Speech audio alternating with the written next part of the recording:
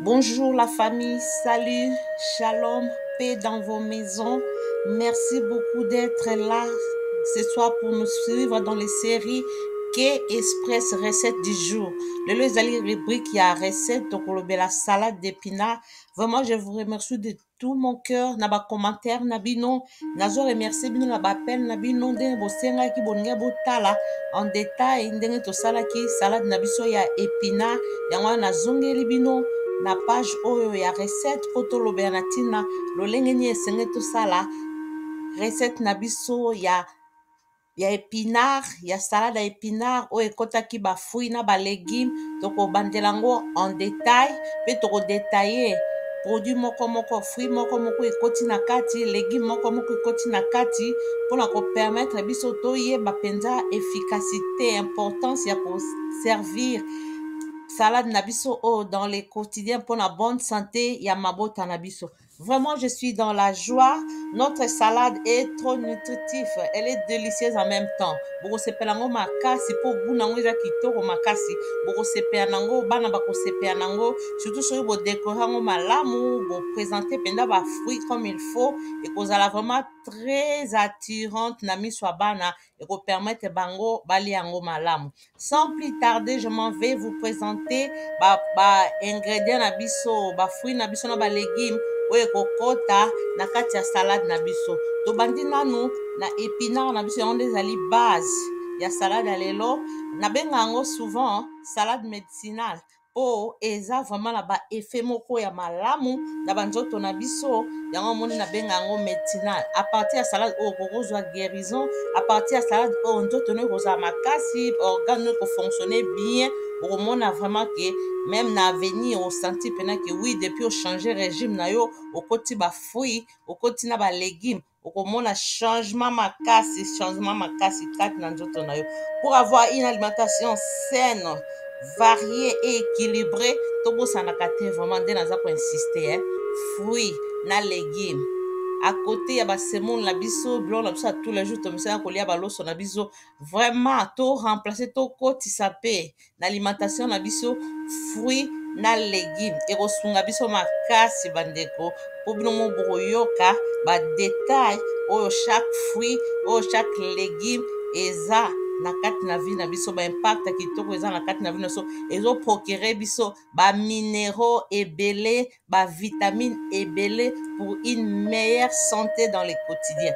En tout cas nake na baingrédient tozali na épinard na biso comme ingrédient de base mpe tozali na carotte, toza na fraise biso obenga yango strawberry, toza na raisin, toza na batomate, toza na maki ya kotokisa, noix de cajou okouta n'importe quelle noix oyo okosepela nango eza mabe te mpona kotia kaka goût kitoko na kati ya salade na biso sans kobosana bavinaigrette yango nde kosunga mpo vraiment salade na biso ezala juicy ezala na mwa huile ya kitoko na kati mpo epermettre biso tolia yango malamu ezala ya kokauka te me ekóma na mwa mafuta oyo ekoki kosala ete ntango tozolia yango tozomashe yango mpe bien ezoleka mpe na ndenge ya bien na mingongo na biso. Merci vraiment ndenge boza wana mpona kolanda salade oyo tobandi na salade na biso mpona préparation ya salade na biso tokozala na besoin ya saladier oprépare ça no rince yango malamu otie ya côté okati baépinard na yo na size ya kitoko na dimension ya kitoko mpo ezala bien présenté tant que salade tokati baépinard na biso tobosana te épinard wana tosala yango mobesu oyo eza salade nyonso eza mobesu ekozwa ota mingi te vraiment okosala salade oyo okokolia yango même tous les jours okokolia yango na déjeuner okokolia yango na dîner comme entrée na yo ya dîner mpona digestion ya malamu mpona santé kitoko. Ntango oprépare saladier na yo okati baépinard no na size ya basalade otie na saladier na yo okati mpe carotte na yo nga nasalelaki 2 carottes ya minene okati yango na barondele soki oza na moyen ya korape yango te mais soki oza na rapeuse sala yango na rapeuse mpo ebima bien lokola mwa décor mpo bana basepela na badesign wana soit rondele ou bien orape yango ça dépend ya position na yo orape carotte na yo ozwi demi tasse ya raisin otie likolo, ozwi mpe lokola fraise na yo ata tasse moko ya fraise otie likolo, ozwi batomate tonga nasalelaki 3 différentes couleurs ya tomate, nasalelaki rouge, verte na jaune, okati yango na dimension moko ya bien. C'est vrai que moko tomate ebimisaka mwa jus nango mais tokotia jus wana te, tokozwa kaka tomate ndenge ezali bongo totiki jus mpo ekomisa salade na biso mai mai te. Tozwi kaka batomate na biso totie na kati ya saladier na biso, tozwi 5 œufs na biso nga nasalaki 5 œufs nakataki yango mike mike natie, me mosusu nabombaki ya kote ntango na bando dekore na bakisaka na basani. Okati 5 maki na oso mpo okosala plus, ça dépend de toi, ezo dépend na yo. Ozwi noix de cajou na yo mpo dimine yango mwa baminene nango, okomisa yango mwa mike mike, okati yango mwa mike mike, otie mpe noix na yo sans kobosa na vinaigrette mpona kotia mwa graisse na salade na biso. Osaleli vinaigrette na yo, nga nasalelaki vinaigrette ya baitalien mpe nasalelaki vinaigrette ya range, nasalelaki 2 sortes, ça dépend, ezo dépend na yo. Ntango ozwi yango bongo omélange yango malamu malamu mpo esala bien, omélange salade na yo bien bien bien. Après okomi koservir yango individuellement mpo ezala bien présenté, otie na basani soki oza na sale mpe ya nombre ya bato, otie na salade ndondongo omélangeaki yango na basani. Après mpo esala décoration kitoko, obandi kobakisa bafruit comme bafraise na yo ndenge ezalaka na bacouleur epesa bien, obakisi bafraise na yo tout autour, obakisi mpe mwa maki na yo, otie vinaigrette na yo. Nga natiaki susu mwa quelques ingrédients ya baitalien, epuis ingrédient mosusu natiaki oyo batiaka na bafruit, ça dépend, wana eza nango optionnel. Obakisi oyo okoki kobakisa, osali mwa mapano, otie mwa beurre, otie na côté, oservir. Vraiment eza salade moko très délicieuse. Je n'ai jamais mangé une salade pareille. Très délicieuse, elengi na kolia le goût de ça. Vraiment bokosepela nango makasi, eza salade kitoko, bosalaka yango mikolo nyonso, chaque fois oza nango pressé te, ekozwa nango mpe temps mingi te, okosala yango même avant ke mosala, okomema yango mpe na mosala, okoservir yango mpe papa ntango azokende mosala ke kolia yango lunch na mosala. Eza vraiment très léger, bien ya kolia, nandimi te moto akoko refuser kolia salade oyo. Sikoyo tokomi na étape oyo, nalingi na expliquer ingrédient moko moko, fruit moko moko oyo ekotaki na salade na biso mpona bonne compréhension. Toyeba combien salade ezali très bénéfique, combien salade ezali très nutritif, eza malamu mpona santé na biso d'après avantage oyo eza na chaque fruit na chaque légume. Nabandi na épinard mpo ezali main recette na biso, ezali base vraiment ya recette ya lelo. Épinard ezali low en calories, ezali mpe riche na potassium, eza bénéfique mpona baposo na biso, mpona basuki na biso, mpona mitema na biso ezala na santé malamu, mpe mpona mikuwa na biso ezala makasi. Soki oliaka épinard mingi, même système immunitaire na yo ekozala malamu. Système immunitaire yango wana empêchaka tozwa ba n'importe quelle maladie oyo eza tout autour na biso. Donc système immunitaire na yo ezali vraiment bien renforcé, eza pasi ozwaka bamaladi ya ndenge na ndenge oyo bamaladi mosusu ezalaka périodique, omoni bandozwazwa oyo pamba te. Mpe yango wana kaka épinard wana eza na vitamine C, épinard eza mpe na vitamine K, eza na bafer, epuis eza na calcium.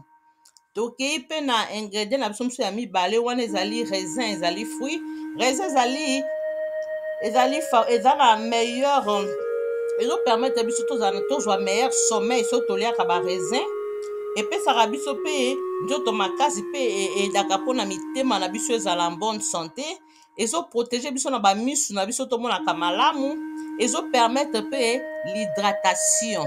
Nde napesaki bino mwa explication na thérapie ya mai. Soki omelaka mai bien epuis oliaka mpe baraisin na yo bien, omonake ezala o mpasi mpo ozala déshydraté, mpo raisin mpe ezorenforcer système na yo mpo ozalaka jamais déshydraté, ozala toujours na hydratation ya bien. Tokei na bafraise na biso oyo biso tobengaka strawberry. Fraise ezali riche en vitamine C. supporter pe système immunitaire na yo po ba malade pamba ezwaka yo te, réduire chance o tomber malade ntango ozali entouré na ba microbe ndenge na ndenge. Soki oza moto ozalaka na habitude ya kolia ba fraise na yo bien, omona ke ba malade pamba ebanda ozwa te, même oza tout autour ya ba microbe.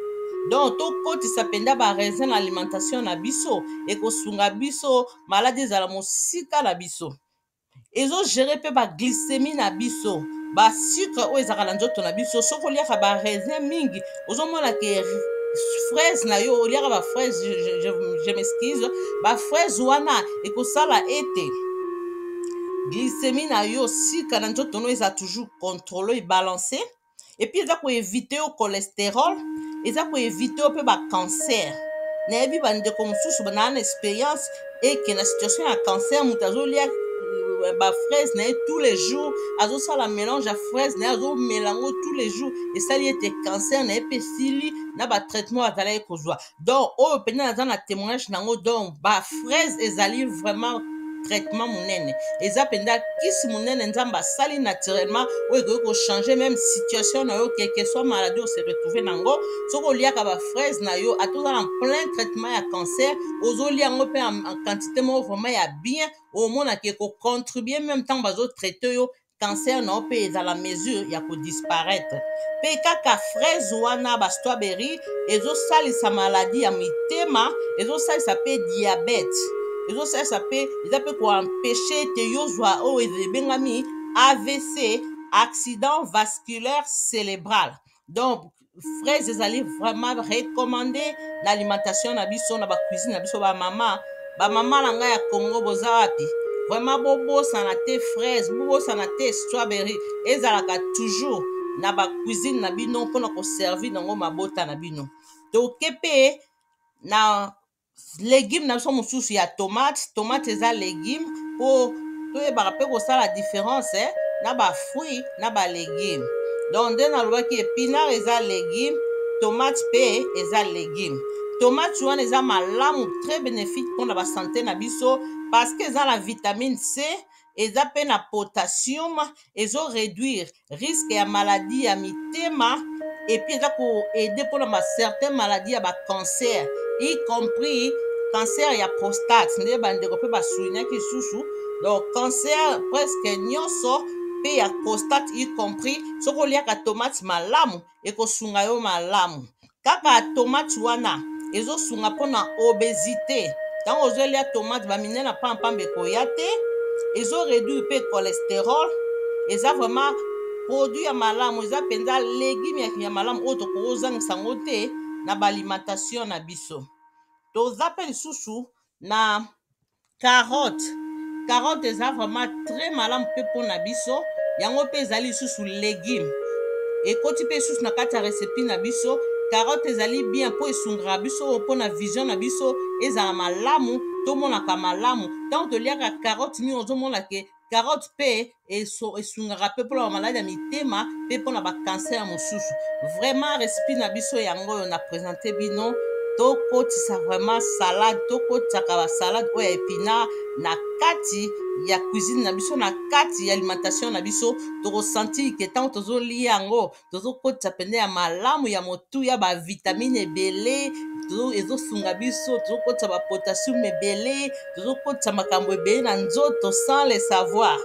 Liboso na tozali koyeba te, surtout nga nazali kolia yango me nayebaka te biloko nini eza na kati ya bafruit na balégume oyo nazolia, jusqu'à ce que nasali barecherche naye kodécouvrir, naye kocomprendre. Oui, en tout cas information oyo nakogarda yango mpo na nga moko te, esengeli malamu nakabola yango na bamama na nga mosusu mpo esunga mabota na biso, tozala toujours en forme.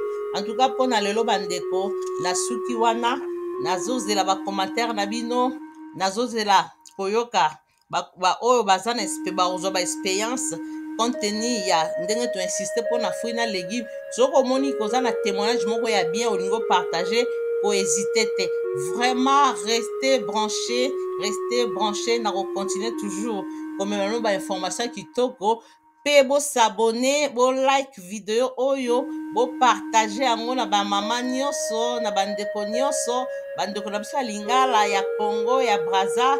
toyekola makambo ya kitoko ensemble tokokende liboso ensemble kongo ekopambolama soki nga na yo tozopanza sango malamu toza koencourage baninga bazala forme nzambe akokanisela biso mpe akokanisa mboka